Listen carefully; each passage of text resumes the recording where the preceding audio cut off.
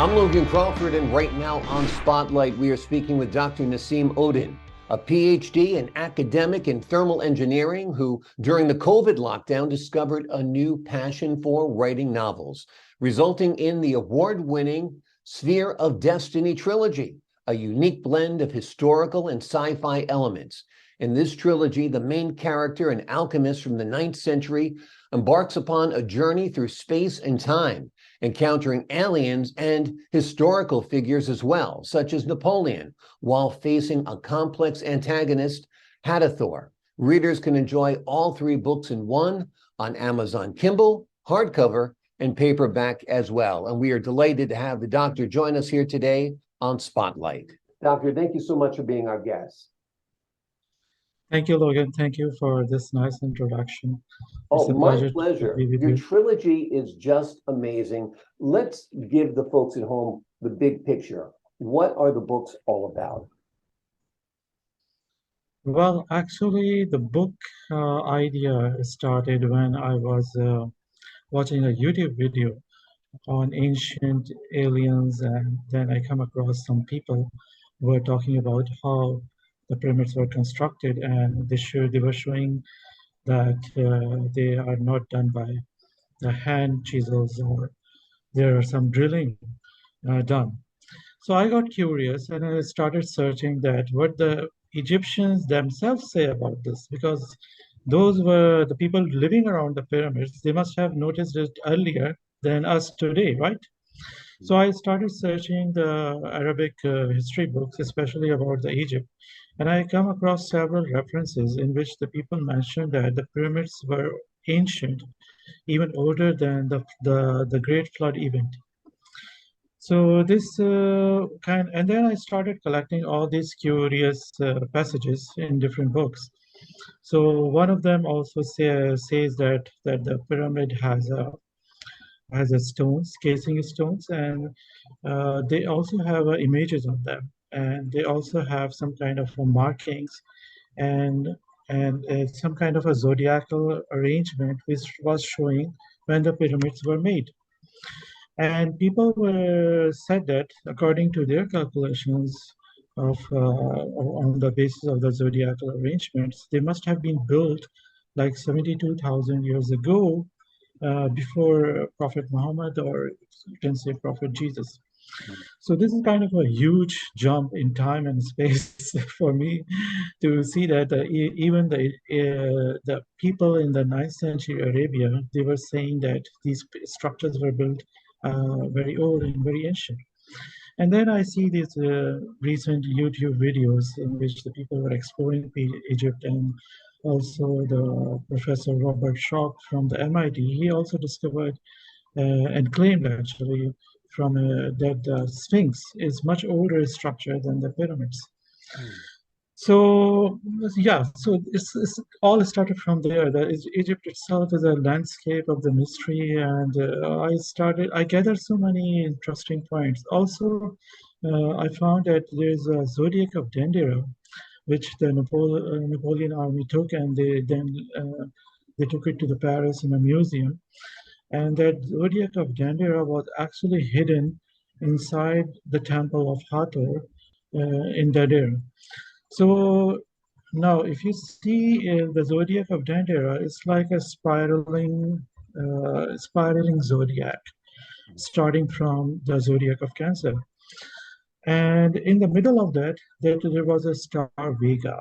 Star Vega was there because that's the north pole of Earth, one point in time. Now we have a different North Pole, but one point in time, the Earth North Pole was Star Vega. And then I found in Egypt those Arabic Egyptian books that the pyramids were made when when the Cancer zodiac of Cancer was in alignment with the Star Vega. So that's kind of so I feel like somehow this zodiac of Dendera is connected with the pyramid structure, and this whole thing is all connected because uh, it is one of the ancient zodiacs which we know till today. So that's how my story started. And then I started thinking that who opened the Great Pyramid first? And I started reading in the books and literature and found out that it was first opened by a Muslim caliph in the ninth century, Al-Mamun. He opened up the pyramids and they found certain things inside the pyramid.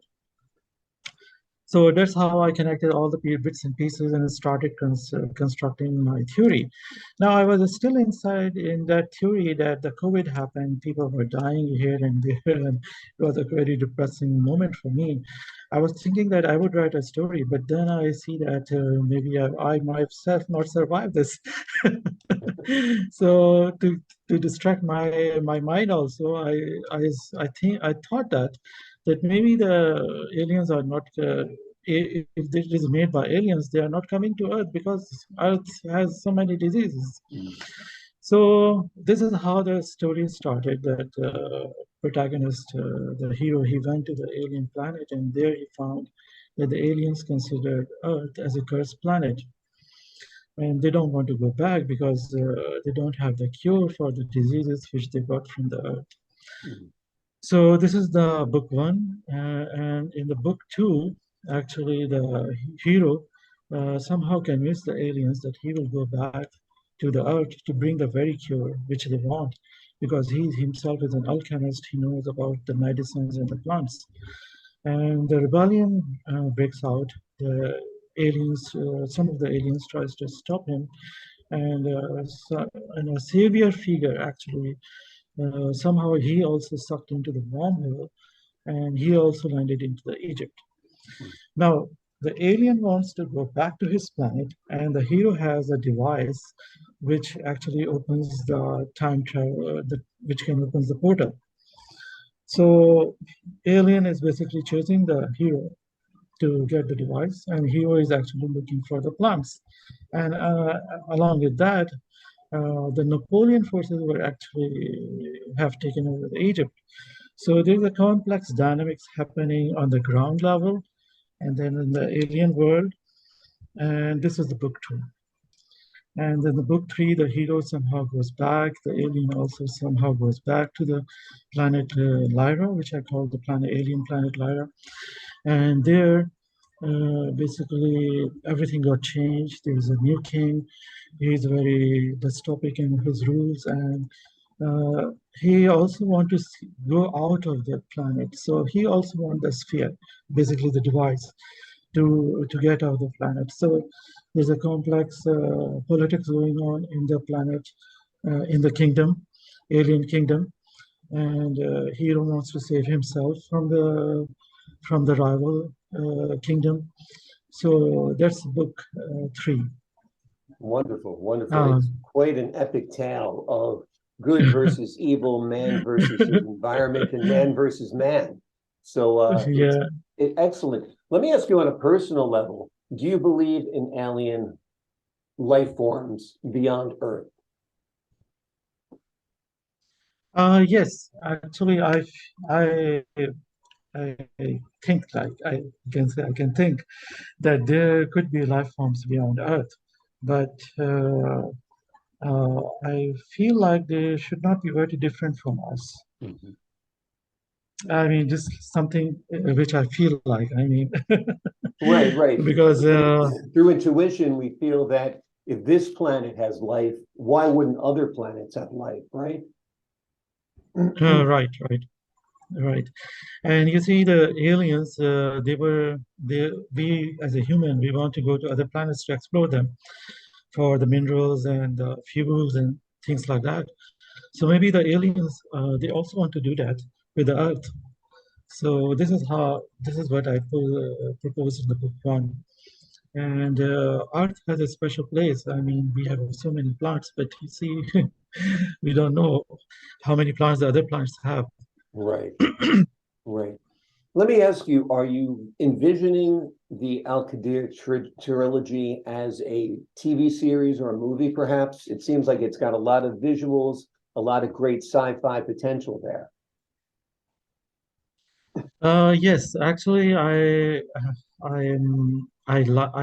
love to watch it to really become a movie, but I myself hasn't done anything because I just wrote the novel, I published it, and then after the COVID, I'm back to my business, which is basically I'm teaching and doing research at the university. So I couldn't get a time to basically fully promote it at the level as it should have been done. Right. But if someone finds it interesting and if someone sees that this trilogy has a potential, I think someone can make like 3 seasons Absolutely. based on Each book book could one, be a book two, season and for book three. sure. Absolutely. Are Yeah, you so it could be looking to a expand the trilogy at all, or will these 3 books be a standalone? well. When I was writing, I was thinking to make it a very happy ending, but I realized that it's not possible because there were so many complex things that were happening around in the book three that I couldn't feel like that I should give it a very happy ending.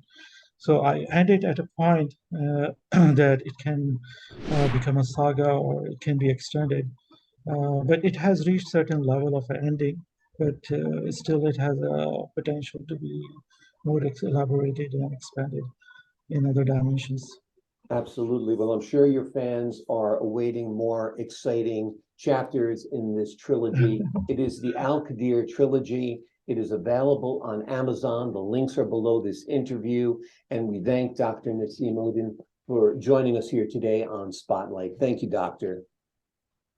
Thank you, thank you, thank you very much. My pleasure. And to the folks at home, I'm Logan Crawford, thanking you for your time this time until next time on Spotlight.